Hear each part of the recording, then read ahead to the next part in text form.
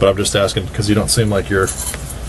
No, they were. Seem like you're having a rough time right now. Are you not feeling well, or? No, I'm all right. But no, yeah, it's rough, man. I just got I just got a job for $32 an hour operating equipment. For $32 an hour? Yeah, for SGL, and now I got to deal with all this. I'm probably not going to get to keep my job. $32 an hour? Yep, and I just went back to rehab, and I'm trying to work on things at home, and I need you to take these warrants away.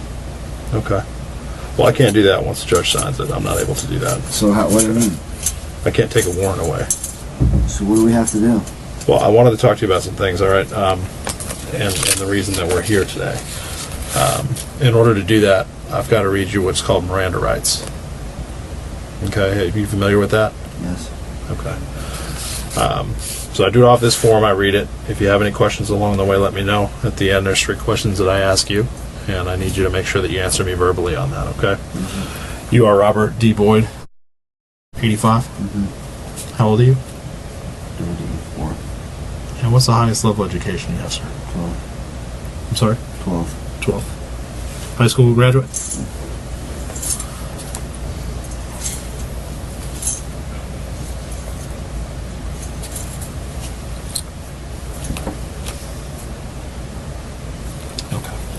All right, Mr. Boyd, you have the right to remain silent. Anything you say could be used against you in court. You have the right to talk with a lawyer for advice before we ask you any questionings and to have him with you during questioning. If you cannot afford a lawyer, one will be appointed for you before any questioning if you wish. If you decide to answer questions without a lawyer present, you'll still have the right to stop answering any time. You also have the right to stop answering any time until you talk with a lawyer. Has anyone at any time threatened, coerced, or promised you anything in order to induce you to make a statement now? No, sir. Do you understand each of these rights I've explained to you? Yes, sir. And with these rights in mind, do you want to talk to me now? Sure. Okay. All I'm going to have you do, Mr. Boyd. Okay. Yeah, I told him I would help you in any way that I could. Okay. I didn't steal the lawnmower. Can you sign right here where I put your answers? You can read it if you'd like.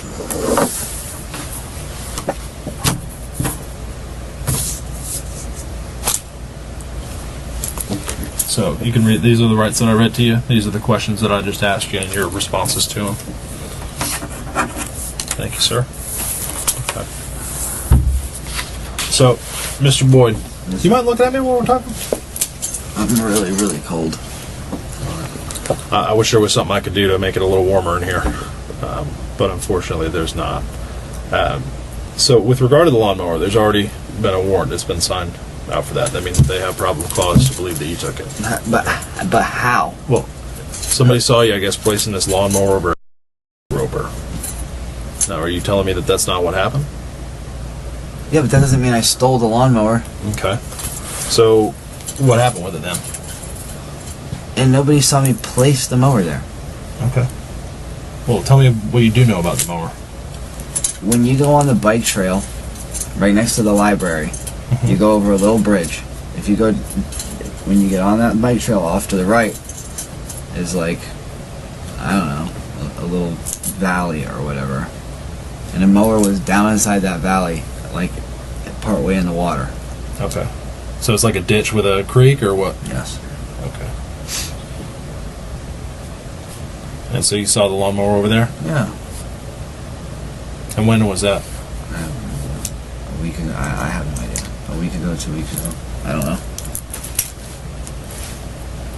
I honestly couldn't tell you. So it was in the water? Yes. Partially? Partially, yeah. Like the front part of the mower was like in the water, down the hill. I could take you right to where I found it. I even made flyers. You made flyers? Yeah. Where'd you put them up? Everywhere. By the park. By the library. I paid 5 cents a copy to make them. Where'd you get that done? Library.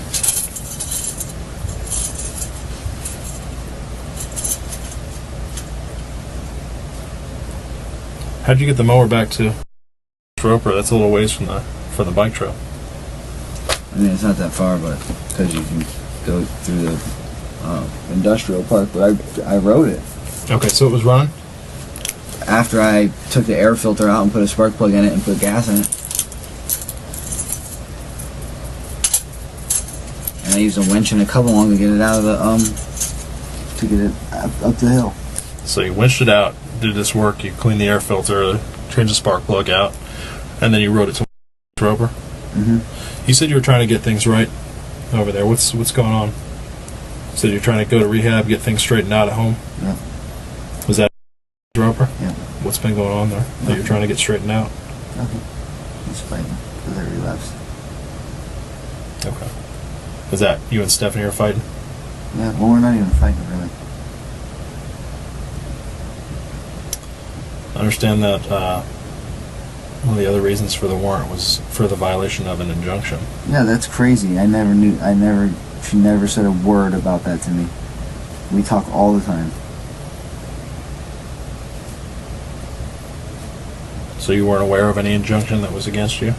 Yes, I know I have an injunction, but it's not an injunction like you think. We went back to court and had it changed. It's at her discretion. If she wants me to come to the house and I'm clean and I'm sober, I can come to the house. If she doesn't want me there, then I can't do it. So you went to the court We went with her? back to court Okay. with her in front of a judge. And then this injunction, you're saying they put conditions on it that you were allowed to go Yes, sir. to the residence?